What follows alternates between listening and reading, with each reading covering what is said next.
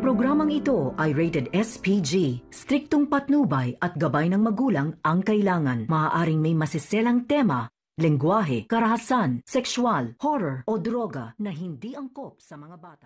Nabulaga ang lahat sa pagdating ni Eric at saka ni Justin at talagang nalaman ng buong katotohanan na si Justin ang tunay na anak ni Giselle at talagang nakita ito ni Don Pepe bago pa ito na aksidente.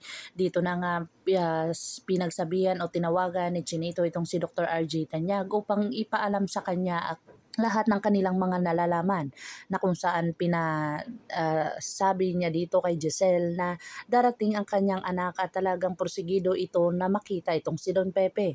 Ikinagulat ni Giselle ang lahat ng mga natuklasan niya dahil sa nabulaga at nasaktan niya pa itong isang babae at talagang ikinagulat niya ang kanyang ex-boyfriend na lumanta dito at talagang pinagsabihan siya na huwag mong saktan ang sarili mong anak.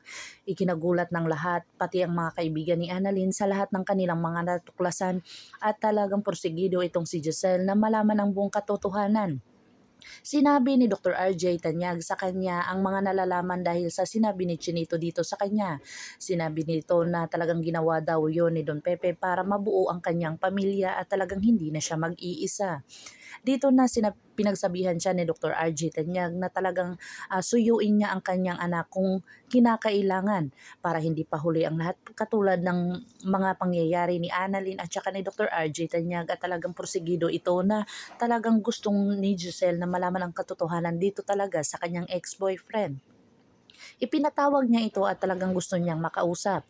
Nag-usap sila tungkol sa kanilang anak at talagang hindi niya ito mapipigil ang kanyang anak o madidisiplina dahil sa talagang matigas ang kanyang puso nito dahil sa mga ginagawa ni Giselle sa kanya noon. Dito na talaga sinabi ni Eric na talagang hindi niya hawak ang kanyang anak kung saan wala na silang pag-uusapan ay aalis na siya.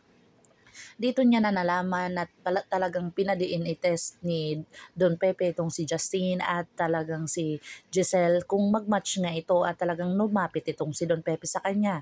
Dito na medyo kinurot ang dibdib ni Giselle na kung saan gusto niya dito manghinang tawad sa kanyang anak at talagang kahit anong gawin niya ay talagang pipilitin niya na lumambot ang puso ng kanyang anak para sa katahimikan at pagsasama nilang dalawa.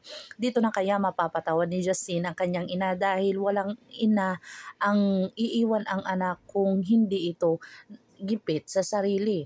Dito na nga kaya mapapatawad ni Justin at mabuo ang kanilang pamilya.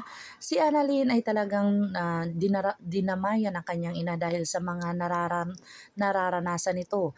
Nag-decide si Annalyn na magbakasyon ng ibang bansa upang ito ay maging maaliw-aliw at maging masaya sa kanilang bagong taon at panibagong buhay. Pero hindi inasahan ay umalis din itong si Moira kung saan sinusundan sila ni Annalyn ng kanilang mga pagsubok.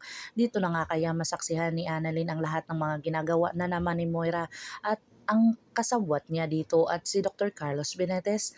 Pakakaabangan natin ang mga susunod pa na episode na ito. Abot kamay na pangarap.